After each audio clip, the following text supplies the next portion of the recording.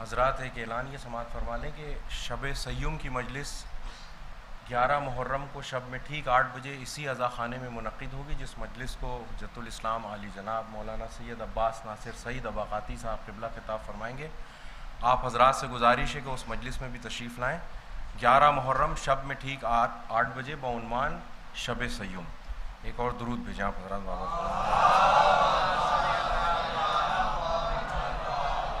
سماعت۔ کربلا میں عجب نظارہ ہے، سماعت فرمائیں۔ کربلا میں عجب نظارہ ہے، موت کو زندگی نے مارا ہے۔ کربلا میں عجب نظارہ ہے، موت کو زندگی نے مارا ہے، اور نو کے نیزہ سے ہو گیا اعلان، نو کے نیزہ سے ہو گیا اعلان، کون جیتا ہے کون ہارا ہے۔ نو کے نیزہ سے ہو گیا اعلان، کون جیتا ہے کون ہارا ہے۔ ایک مطلب ایک شعر اور سماعت فرمائیں کہ وہ کربلا جسے تعمیر کر گئے ہیں حسین، وہ کربلا جسے تعمیر کر گئے ہیں حسین، زمین کو خلد کی تصویر کر گئے ہیں حسین۔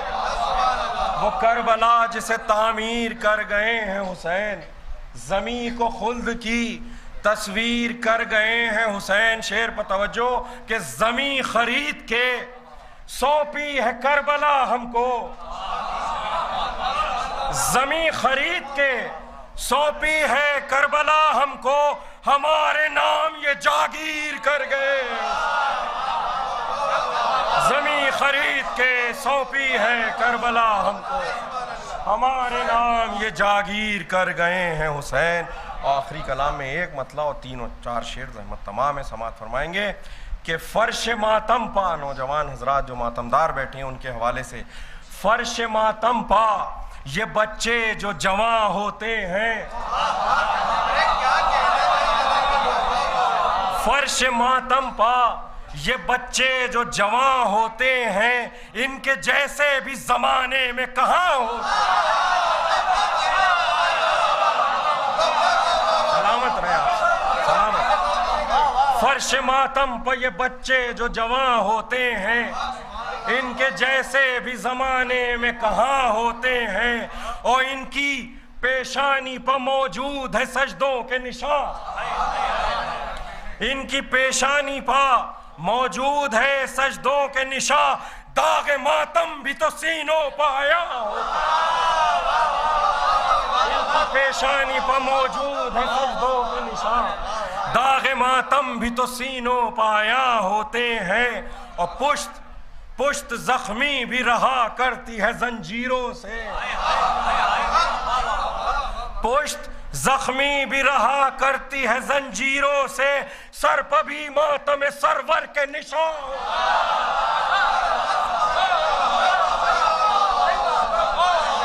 پشت زخمی بھی رہا کرتی ہے۔ حسین بادشاہ، حسین بادشاہ، حسین بادشاہ، حسین بادشاہ، حسین بادشاہ،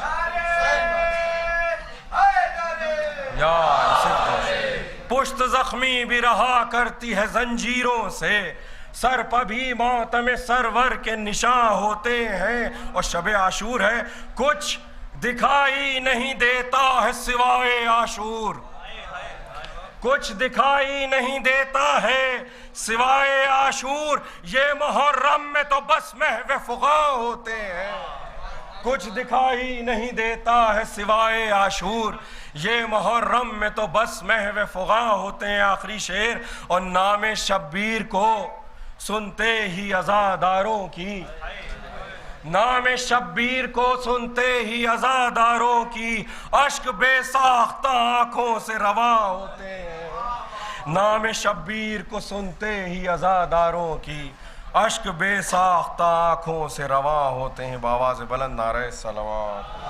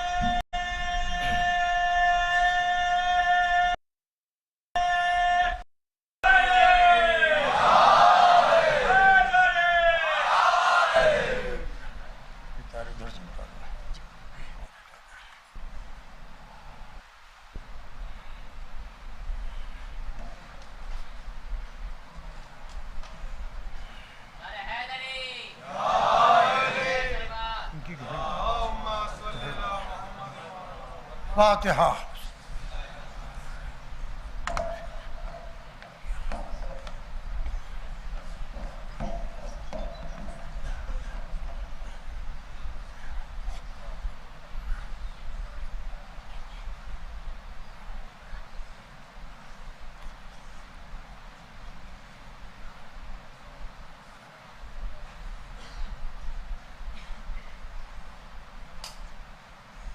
اعوذ باللہ السمیع العلیم من الشیطان اللعین الرجیم، بسم اللہ الرحمن الرحیم، الحمد للہ المنعم المنان الظاہر فی کل شیء بالبینۃ والبرہان والباطن لکل شیء بالاحاطۃ والسلطان والمتکلم بلا جوارح فی التوراۃ والانجیل والزبر والفرقان والصلاۃ والسلام علی من انزل علیہ القرآن النبی الامی العربی القرشی المکی المدنی البطحی الاقطحی الطہامی الدافع جیشات الاباطیل والدامغ سولات الاضالیل معلن الحق بالحق ابو القاسم محمد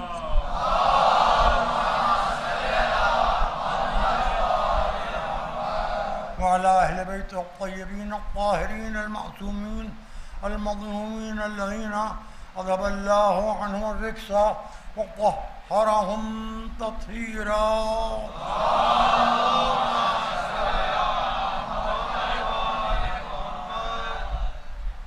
اما بعد فقد قال سبحانہ وتعالی فی محکم کتابہ المجید ومتقن خطابہ الحمید وقول الحق قل کفا باللہ شہیدا بینی وبینکم ومن عنده علم الکتاب۔ صلوات بر محمد عزیزو، قرآن مجید کے الفاظ کی تلاوت کے شرف کا اس سال کا یہ اختتامی سلسلہ ہے، جس میں ارشاد احدیت ہے کہ اے رسول کہہ دیجئے ان سے کہ ہمارے اور تمہارے درمیان گواہی کے لیے اللہ کافی ہے، اور وہ کہ جس کے پاس کتاب کا پورا علم ہے، پوری کتاب کا علم ہے۔ گواہی کے موضوع پر گفتگو ہوتی رہی، مختلف زاویوں سے میں نے آپ سے گفتگو کی۔ آج دو چار باتیں یاد دہانی اس لیے کہ ان چھوٹے بچوں کو اگر اس وقت سے نہ معلوم ہوگا تو بڑے ہو کے کیا کریں گے، اور ان بزرگوں کو جو بھول گئے ہیں ماضی یاد دلا دوں کہ شب عاشور سلام کرنا، مصافحہ کرنا اور ایک دوسرے سے فضول کی باتیں کرنا، یہ آپ خدا سب کو سلامت رکھے، کبھی نہ کبھی آپ کسی نہ کسی میت میں شریک ہوئے ہوں گے۔ تو جس گھر میں میت رکھی ہوتی ہے وہاں فضول کی باتیں نہیں ہوتی، وہاں ہنسی نہیں ہوتی، وہاں مذاق نہیں ہوتا۔ یہ صاحب سلامت کا یہ رات نہیں، آج سے شام غریباں تک۔ اب مشکل یہ ہے کہ آپ کو بھی آداب کی جگہ سلام علیکم کی عادت پڑ گئی ہے۔ آداب کا جواب واجب نہیں تھا، آپ کے بزرگوں نے جو کلچر بنایا تھا وہ ہندوستانی سسٹم کے اعتبار سے بنایا تھا۔ آپ پہ اسلام جو تعریف ہوا تو السلام علیکم السلام علیکم السلام علیکم شروع ہو گئے۔ اب آدمی مجبور ہے وعلیکم السلام کہنے کے لیے۔ آداب کا جواب واجب نہیں ہے، اور خود سلام بھی واجب نہیں ہے۔ اس کو یاد رکھیے۔ دیکھیے، اگر آپ کی پہچان کالے کپڑے ہیں تو اس پہچان کو آپ کو وراثت میں ملی ہے، برقرار رکھیے۔ اب میں جو بات کہنے جا رہا ہوں بہت سخت بات کہہ رہا ہوں۔ گواہی، اہمیت گواہی کی ہے۔ ماتھے کا نشان سجدے کی گواہی دیتا ہے۔ نماز 15ویں سال بالغ ہونے کے بعد واجب ہوتی ہے.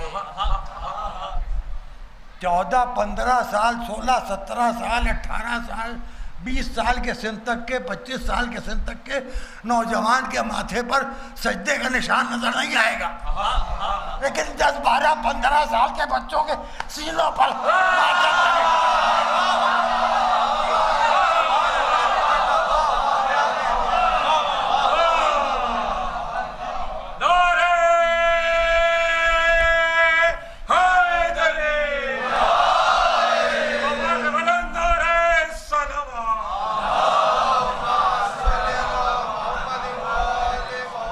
گواہی یہاں سے شروع ہو کے یہاں تک جاتی ہے. رسول کو 2 گواہ چاہیے, خدا اور صاحب کتاب, عالم کتاب اور خدا. ہمیں بھی 2 گواہ چاہیے, سینے پر ماتم کا نشان, ماتھے پر سجدے کا نشان.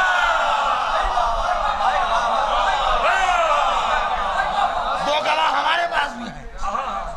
شرمندہ وہ ہوں جو بدعمل ہوں, شرمندہ وہ ہوں جو بدعقیدہ ہوں, شرمندہ وہ ہوں جن کی مائیں اتنی بد تہذیب ہو کہ انہوں نے عزاداری سکھائی نہ ہو, شرمندہ وہ ہوں جن کے ہاں عزائے حسین کو رسم سمجھا جاتا ہے, شرمندہ وہ ہوں کہ جو حالات کے تحت کبھی کہیں کبھی کہیں کبھی کہیں مختلف تاریخوں میں نیتاؤں کی طرح شریک ہوتے ہیں. بھئی نیتا لوگ مختلف پارٹیوں کے لیڈر جو ہیں وہ آپ کو مختلف جگہوں پر دکھائی دے جائیں گے. ان کی یہ سمجھ میں نہیں آ رہا ہے کیا ہو رہا ہے, مگر اس لیے شریک ہے کہ ان کے ووٹ ہم کو مل جائیں. حالانکہ خود جب لیڈر تھے 20 سال عزاداری بند رکھی, کوئی توجہ نہیں دی. سزا ماں بھی بھگت رہی ہے, بیٹا بھی بھگت رہا ہے, بیٹی بھی بھگت رہی ہے. ایسا پوزیشن میں گئے کہ پوزیشن صحیح نہیں ہو پا رہی. میاں عزائے حسین سے ٹکرانے والوں کا انجام بہت برا ہوتا ہے. جو اس وقت ہے ان کو متوجہ کر رہا ہوں.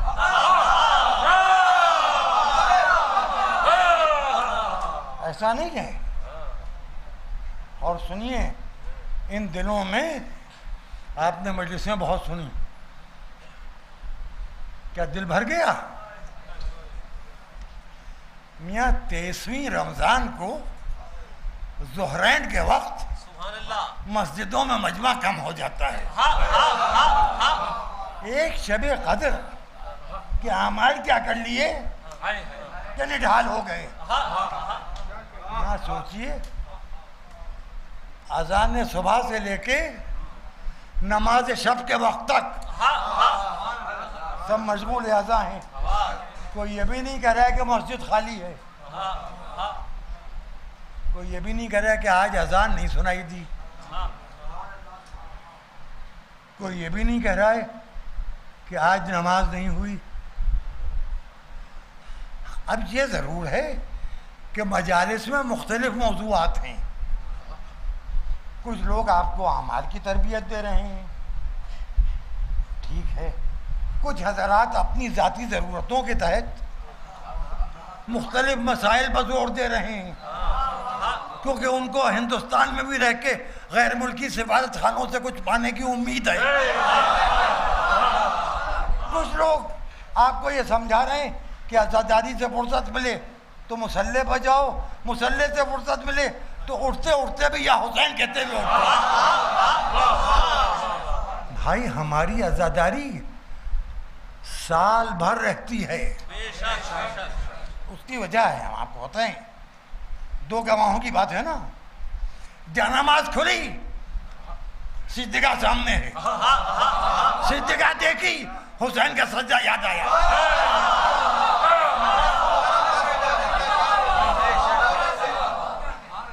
سجدے سے انکار کرنے والا شیطان ہے, حسین سے انکار کرنے والا یزید ہے.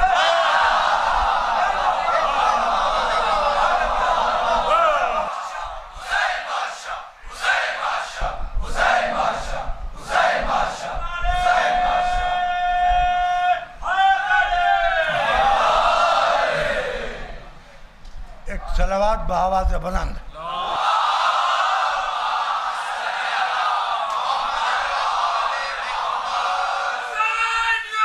जिंदाबाद जिंदाबाद जिंदाबाद जिंदाबाद मुर्दाबाद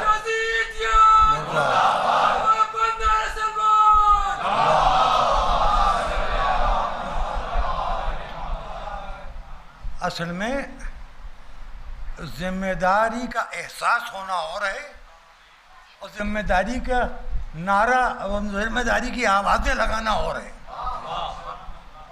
कुछ लोग मजलिसों में इस तरह मजलिसें पढ़ते हैं कि मालूम होता है कि जितने मजलिसों में आए हैं ना अल्लाह से वाकिफ़ हैं, ना रसूल से, ना ना इनको ये मालूम है कि किरदार रसूल क्या था, सीरत रसूल क्या थी, सीरत अहले बैत क्या थी, सीरत सहाबा क्या थी, जानते ही नहीं। बिल्कुल शुरू से किस्सा ये है कि आप आए तो हैं, तशरीफ तो लाएं, आप आए हैं तो अहलन व सहलन, हम आपको कुछ कह तो सकते नहीं, लेकिन इतना ज़रूर कहेंगे कि एमए के क्लासेस में पिरत की किताब नहीं पढ़ाई जाती।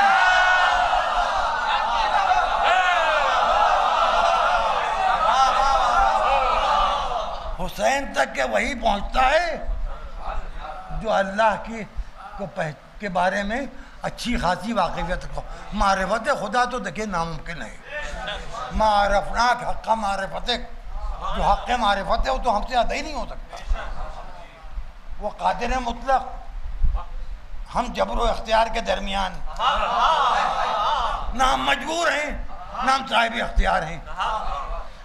साहिब इख्तियार होते तो हम भी मेराज पे आते, और खुदा ने खास्ता मजबूर होते तो हाथ बांधे खड़े होते, क्या होता है क्या होता है क्या होता है। छठे इमाम अलैहिस्सलाम से एक शब्द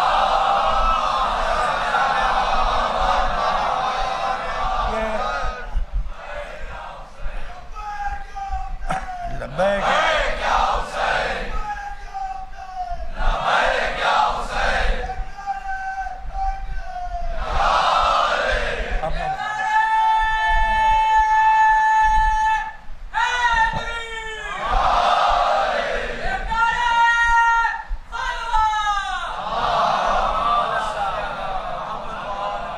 शख्स ने पूछा कि इंसान मजबूर है कि इख्तियार वाला है।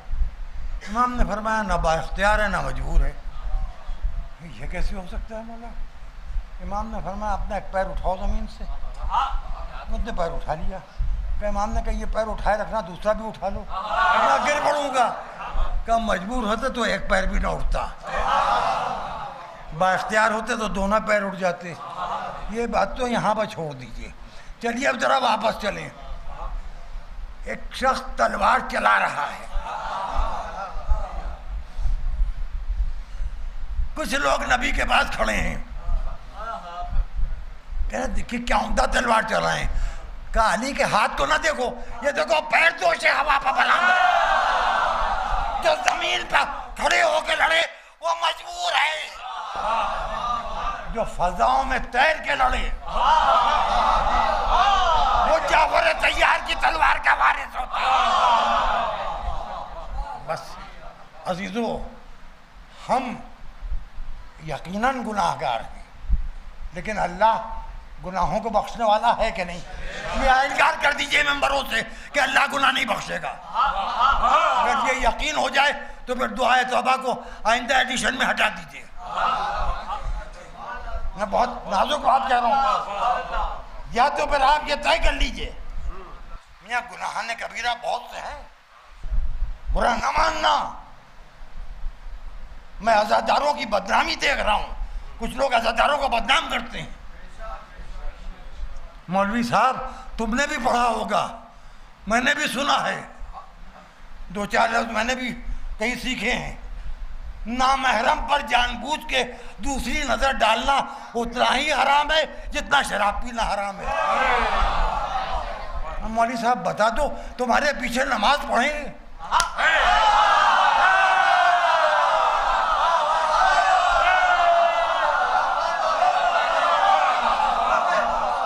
اور نامحرم کا کی ڈیفینیشن سن لیجئے. 15 برس کے لڑکے کے لیے 90 برس کی عورت بھی نامحرم ہے. یہ بات سمجھ لیجئے. خواہ مخواہ کی باتیں نہ کیجئے. جائیے جن مدرسوں سے پڑھ کے نکلیں پھر دوبارہ وہاں داخلہ لیجئے. اور شیعوں میں رہیے, شیعہ مذہب سے کیے. انسان سے زیادہ گناہگار خطاوار کوئی نہیں ہے. آخری وقت حلق سے پانی اتر جائے پروردگار, میں اپنے لیے بھی دعا کرتا ہوں کہ بھائی چلتی پھرتی موت عطا کرے. اپاہج بنے پڑے ہمیں, محتاج ہیں. میں جو بات نہیں کہنا چاہتا ہوں آج میں نہیں کہنا چاہ رہا ہوں. کیا آپ نے تماشا بنا لیا ہے؟ جہاں آپ نے مجلس پڑھنا شروع کی وہاں آپ شروع ہو گئے ایسے بنو. یعنی آپ کے آباء و اجداد, ہمارے آباء و اجداد جو سب گزر گئے وہ تو آج کی تاریخ تک ایسے نہیں تھے. اب آپ بتا رہے نا ایسے بنو. حسینی کردار کو اپنا لو. ارے حسینی کردار چھوڑ دیجئے آپ.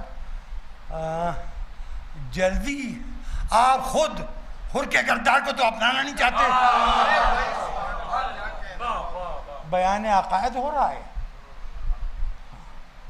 اب ایسی مجلسوں سے کوئی فائدہ نہیں, ایسی مجلسوں سے کوئی فائدہ نہیں, ایسی شبیداریوں سے کوئی فائدہ نہیں, ایسے ماتم کرنے سے کوئی فائدہ نہیں, ایسے جلوس اٹھانے سے کوئی فائدہ نہیں.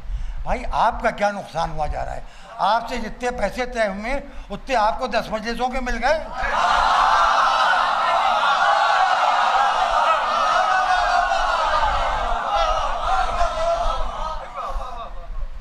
اب آپ بتائیے, ایک شخص ہے جس کے گھر میں چولہا نہیں جلا ہے, وہ صبح سے نکلے, حسین رات تک اسے بھوکا نہیں رہنے دیں گے. کہاں سے آ رہا ہے, کہاں خرچ ہو رہا ہے؟ محرم سے پہلے مسئلہ یہ تھا دالیں بہت مہنگی ہو گئی ہیں, سبزیاں بہت مہنگی ہو گئی ہیں, بہت زیادہ مہنگائی بڑھتی چلی جا رہی ہے, لوگ بھوکوں مر رہے ہیں, کھانے کو نہیں ہے. آدھی سے زیادہ تنخواہ جو ہے وہ معلوم ہوا کہ آٹا خریدنے میں اور دالیں خریدنے میں خرچ ہو جاتا ہے. گھر کا بیلنس خراب ہو گیا ہے. میں بھی یہ سوچ رہا تھا کہ اب کی مہنگائی بہت زیادہ ہے, شاید سبینوں پر تبرک کچھ کم ہو جائے.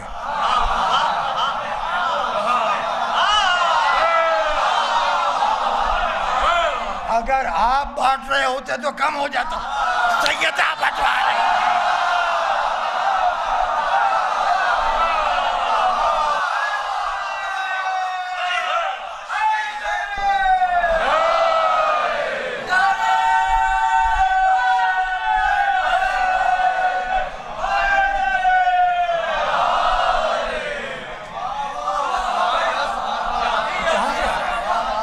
کہاں سے آ رہا ہے؟ کہاں سے آ رہا ہے؟ یہ کس کے نام پر لوگ لٹا رہے ہیں, یہ کس کا صدقہ کھا رہے ہیں؟ بس ایک چیز ہے, بچوں سے گزارش ہے کہ سبیلوں میں بھی احترام کے ساتھ رہو. احترام تو کرتے ہو تھوڑا.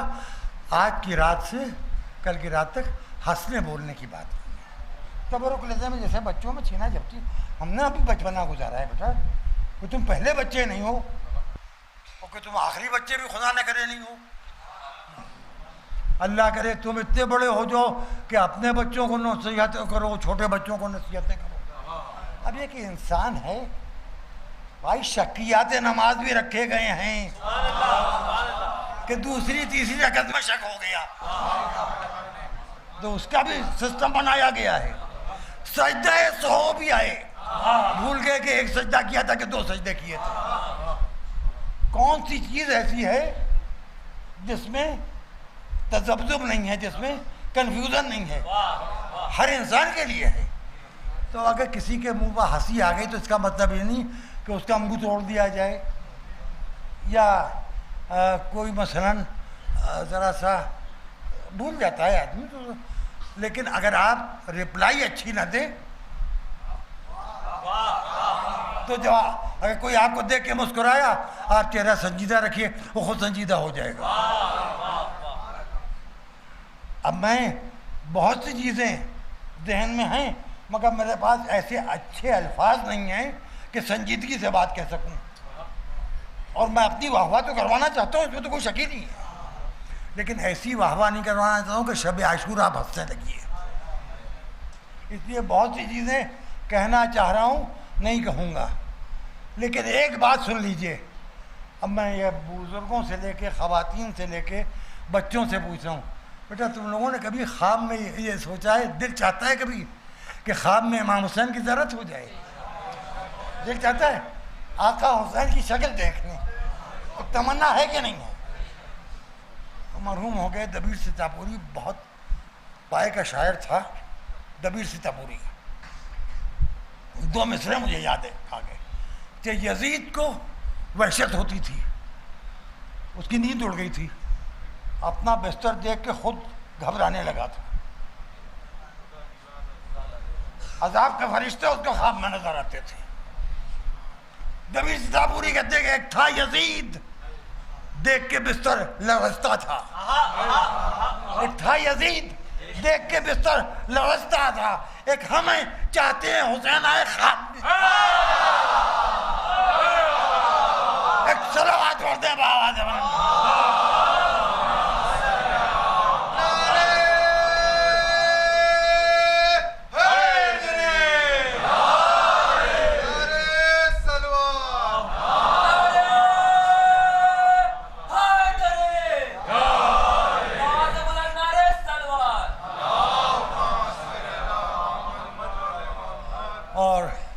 جاگتے میں عزا خانوں کی زیارتیں کرتے ہیں، تعزیے علم تابوت، اور آج کی رات خاص اہتمام یہ ہوتا ہے کہ بقیع میں سونے والے ہماری آنکھوں میں اتر آتے ہیں،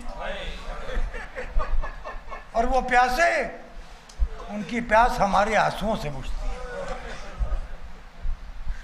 ہے۔ اس کے بعد افسر جہاں کے عزا خانے میں مرتضیٰ ناصر سعید، اور اس کے بعد پھر سیدون الحال میں مجلس شب عاشور کو عباس ناصر سعید خطاب کریں گے۔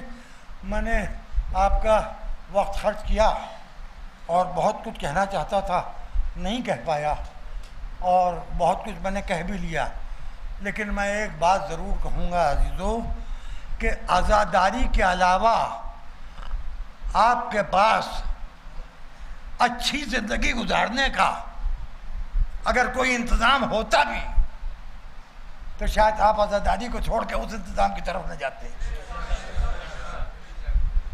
برا نہ مانیے گا، میں بڑی آپ سے جو بات کر رہا ہوں بہت سخت بات کہہ رہا ہوں۔ حج ایک ایسی عبادت ہے جس کے لیے ہر آدمی کو دعا کرنا چاہیے کہ حج واجب ہو جائے۔ مال ہوگا تبھی تو حج واجب ہوگا، مستطیع ہوگا تبھی تو حج واجب ہوگا، لیکن جو مقروض ہے، جس کو گھر کا کرایہ دینا وقت نصیب نہیں ہوتا، جس کے گھر میں کبھی کبھی ایک ہی وقت چولہا جلتا ہے، اس کی بھی ایک تمنا ہوتی ہے کہ مرنے سے پہلے ایک مرتبہ کربلا معلیٰ ہو آئے۔ اب آپ سوچئے ہمارے غریب خانوں میں مہمانان کربلا آئے ہیں، کس کو روئیں اور کتنا روئیں، کس کا ماتم کریں کتنا ماتم کریں۔ ہاں، حسین مدینے سے 28 رجب کو نکلے، 8ویں ذی الحجہ کو مولود کعبہ کے بیٹے نے خانہ کعبہ کا حصار کر کے طواف کر کے کہا کہ اللہ کے گھر جا رہا ہوں۔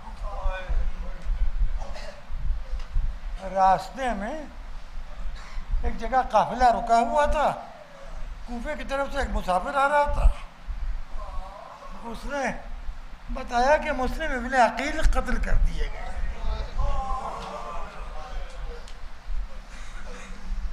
دوسری محرم کو حسین کربلا پہنچ گئے،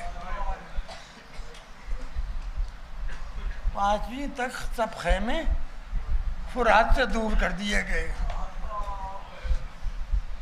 پانی کم ہونا شروع ہو گیا 5ویں محرم، 7ویں سے قحط آب، آج بھی دنیا میں کہیں پانی کی کمی ہوتی ہے تو لوگ کہتے ہیں کربلا ہے، یہ جگہ کربلا ہو گئی ہے۔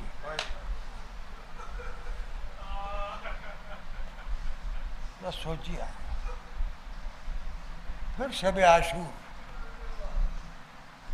ایک بڑا سا خیمہ سب کو بٹھا لیا، فرمایا کہ یہ تیر میرے لیے ہیں، یہ تلواریں میرے لیے ہیں، یہ نیزے میرے لیے ہیں، یہ فوجیں میرے لیے ہیں، میں بیعت اٹھائے لیتا ہوں، جس کو جانا ہے وہ جائے، اپنے بچوں کو لے کے جائے، اپنے گھر کی خواتین کو لے کے جائے، میں کسی کو نہیں روکوں گا۔ اگر تمہیں جاتے ہوئے شرم آ رہی تو لو چراغ بجھا دیتا ہوں۔ تھوڑی دیر کے بعد چراغ روشن کیا، تم گئے نہیں۔ حبیب نے مظاہر نے اٹھ کے کہا مولا وہ آپ کے قدموں کو چھوڑ کے کہاں جائیں، جن کی ماؤں نے ان کو اس لیے پیدا کیا ہے کہ آپ کا قربان ہو جائے۔ عباس نے کہا آقا بار بار ساتھ چھوڑنے کو نہ کہیے، وفادار کا دل بہت نازک ہوتا ہے، دل کو چوٹ پہنچتی ہے کہ ہم آپ کو چھوڑ کے چلے جائیں، بچپن سے آنکھ کھول کے آپ کے قدم چومیں، اب اس وقت آپ کو چھوڑ دیں۔ قاسم نے اٹھ کے پوچھا چچا فہرست شہداء سنا دی، میرا نام بھی ہے؟ قاسم نے کہا کیف تجد الموت، دنیا میں پہلی مرتبہ کسی زندہ نے موت کا مزہ بتایا ہے۔ قاسم نے کہا شہزادہ شیری رات عبادت میں گزر رہی ہے، صبح عاشور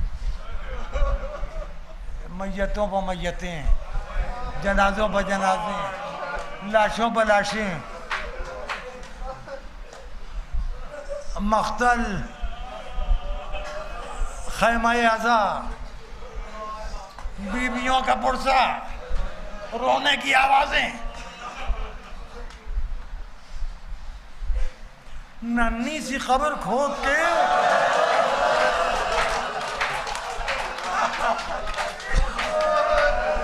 افضل کو گاڑ کے شبیر اٹھ کھڑے ہوئے دامن کو جھاڑ رخصت آخر زینب، ام کلثوم، رقیہ، رباب، لیلا، بھابھی ام فروا، اماں کی کنیز فضہ، علیکن من السلام، میرا آخری سلام۔ زینب نے کہا بھیا کچھ دیر کے لیے خیمے میں آ جاؤ، ایک جگہ پہ لے جا کے بٹھایا، اور اس کے بعد امامہ رسول سر پر رکھا، مستند رسول بچھائی، کہا بھیا کچھ دیر بیٹھ جاؤ۔ بہن نے بھائی کو بٹھا کے بھائی کا طواف کیا، بہن ہر طرف سے گھومے، بھیا شرمندگی ہو رہی ہے، کہا بہن تم کس بات پر شرمندہ ہو؟ کہا بھیا اون محمد دو ہی تھے، اب کوئی اور ہے بھی تو نہیں، کس کو تم کو قربان کر دیا؟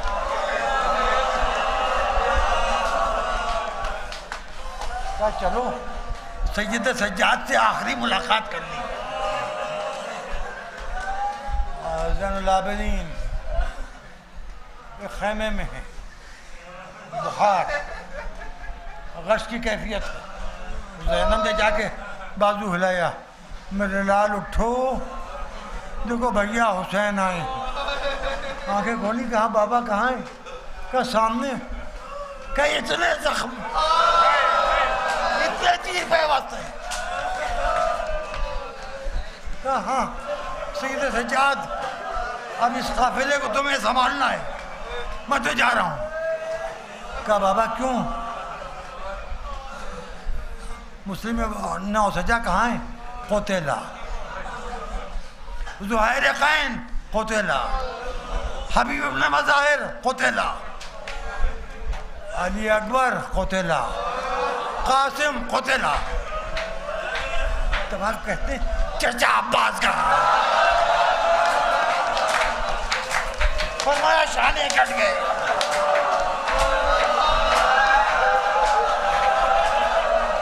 کب ابھی اپنا ایک نیزہ ایک تلوار کیا کروں گے؟ نیزے کا سہارا لوں گا, تلوار سے جہاد کروں. پاپا کو جان دوں. رک جاؤ سید سجاد, ہمیں جانے دو. جب کیفیت کو سمجھ میں نہیں آئے کیا بیان کروں کیا نہ کروں. آپ کی آنکھوں سے سوائے غم حسین کے کوئی آنسو نہ نکلے. اے جناب سیدہ, اس سزا کو قبول فرما لیجیے. یہ جو کل رات سے ماتم کا سلسلہ ہے اس میں اور اضافہ کیجیے. عزاداری سے روکنے والوں کو نیست و نابود کیجیے. اب حسین جب کہ چلے بعد دوپہر رن کو, حسین جب کہ چلے بعد دوپہر رن کو, نہ تھا کوئی جو سنبھالے رکاب توسن کو. سکینہ جھاڑ رہی تھی ابا کے دامن کو. حسین چپ کے کھڑے تھے جھکائے گردن کو. نہ آسرا تھا کوئی شاہ کربلائی کو, فقط پہننے کی آتا سوار بھائی. ہاں بھیا روئیے, یہ رات رونے اور ماتم کرنے کی رات ہے. روئیے, رومال ہے, سیدانی ہے, ہماری آنکھیں ہیں. ایک ماں دعائیں دے رہی ہے, میرے بچے کے رونے والوں سلامت رہو. روئیے. نانا کی سواری کے گھوڑے آخری زحمت ہے, مجھے پہنچا دے, اور جب میں نہ رہوں تو آ کے بتا دینا کہ اب حسین نہیں ہے. آگے بڑھ. گھوڑا آگے نہیں بڑھ رہا ہے. آگے بڑھو. ذوالجناح قدم اٹھا. ذوالجناح نے گردن جھکائی, سمو کی طرف اشارہ کیا. 4 برس کی سکینہ لپٹی. ارے میرے بابا کو نہ لے جا.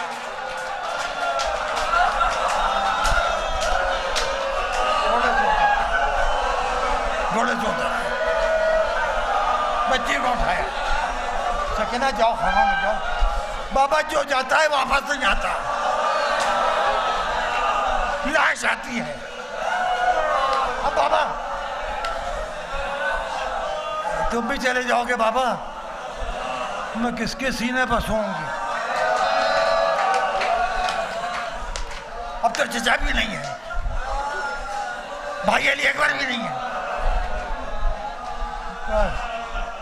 میری بچی آج سے ترتیب بدل جائے گی. تم ماں کی گود میں سرک کے سو جانا, علی اکبر ہمارے پہلو بس ہو.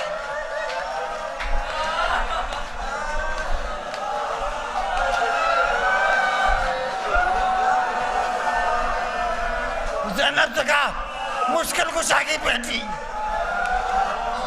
سکینہ کو سنبھال لو. 4 برس کی بچی باپ کی گود سے پھوپھی کی گود میں کیسے گئی؟ زینب سکینہ کو لے کے خیموں کے اندر چلی گئی. حسین نے تلوار کھینچی, جہاد آخر. تلوار کا لہو پوچھا, تلوار نے ہاتھ میں رکھی. من حالا بینی و بین ربی, میرے اور خدا کے درمیان کون آئے تھے؟ سر اٹھا کے دیکھا, جبرائیل پر پھیلائے رو رہے تھے. جھولا جھلایا ہے, گیسو دلائیں, کہا ہٹ جاؤ جبرائیل، یہ حسین کے امتحان کا وقت ہے۔ تو سنیے آپ، اب میں کیا عرض کروں، اگر میں زندہ رہا تو پھر آئندہ سال ملاقات ہوگی، ورنہ میرا سلام آخر قبول کیجیے۔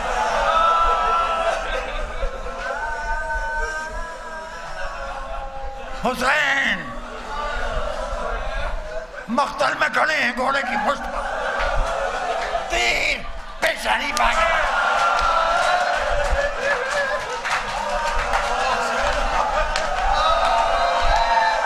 نیزہ سینے پا کے لگا، کچھ تیر کچھ نیزے،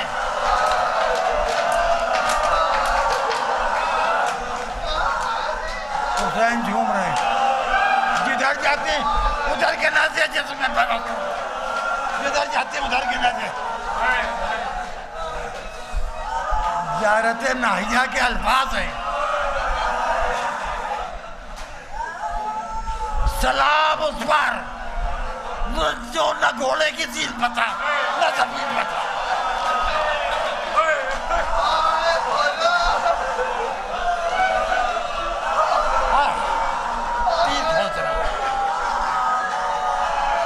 ماتھے سے تیر کھینچ،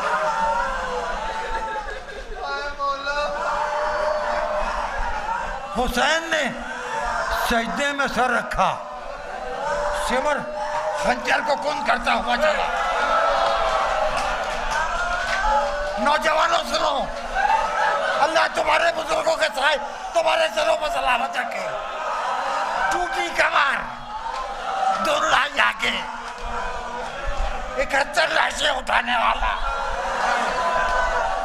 حسین سجدے میں، الہی و سیدی و مولائی لا معبود سواک یا غیاث المستغیثین اغثنی۔ بس ہائے ہائے، شبر لعین نے اپنا گھٹنا حسین کی بھی